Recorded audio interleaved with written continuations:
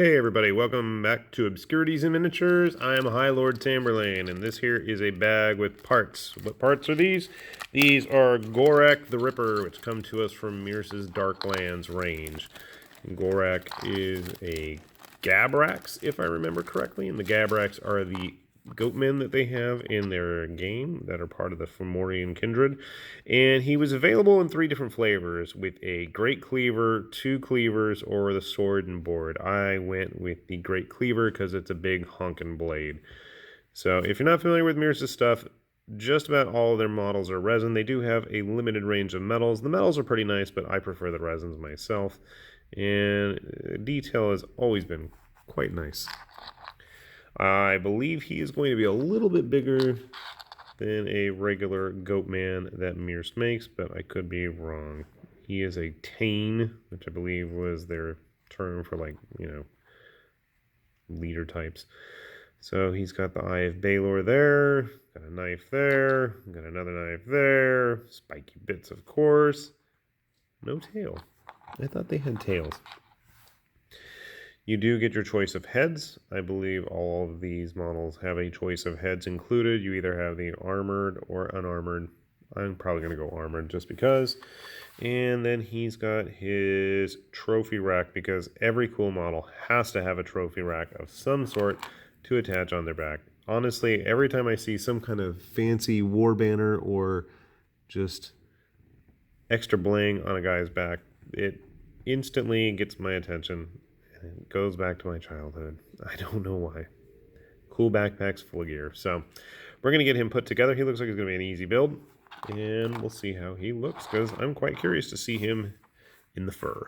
So give me one sec. And here we have Gorakk all done. And he is definitely ready to rip, being the Ripper, with that big honkin' blade of his.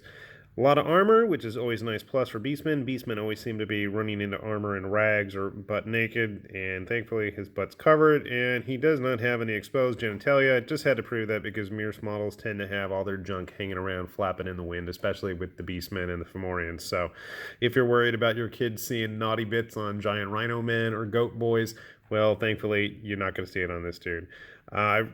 As I was saying earlier, really like the trophy rack, blades all over him. He's just really ready to go into battle.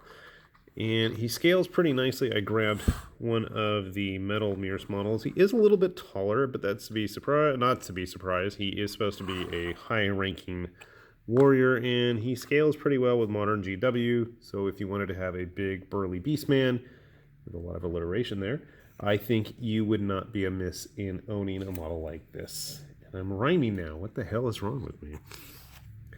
Grabbing a couple other models just to get a good look at scale. He is going to tower over our Mantic friend there. That is one of the original Basilians. I'll see if I have any others. Putting a GW Witch Hunter from the old line in there. You can see he's pretty nicely scaled. Grabbing one of Parabellum's Men of Arms from Conquest. You can see they all scale pretty good. And our friend is well equipped to deal with him. He is still going to be an imposing threat. Sadly, that's about the only beastmen I own, other than Minotaurs, and I don't think he really would be... Well, I guess we can compare him to a Minotaur. I don't have my Mierce one handy, but I do have my Zealot, whatever, I keep saying it wrong, but yeah, that's a big Minotaur. So obviously he's going to tower over him there. So, overall, cool little kit. And I'm hoping that we see some Beastmen rules for Warcry in the near future, and maybe we can actually get this guy into a game. Otherwise, it'd be cool for like a hero unit for Kings of War with a little bit of conversion. You could probably turn him into some kind of a, what were they, the Beastmen for Cornigors. That's what I was thinking of. You might make a cool one there, especially if you wanted to green stuff over the Eye of Balor and turn it into Corn Skull. Anyway, so again, this is Gorakk the Ripper, and I am High Lord Tamberlane, and these are my Obscurities and Miniatures, and now it's time for me to say bye-bye.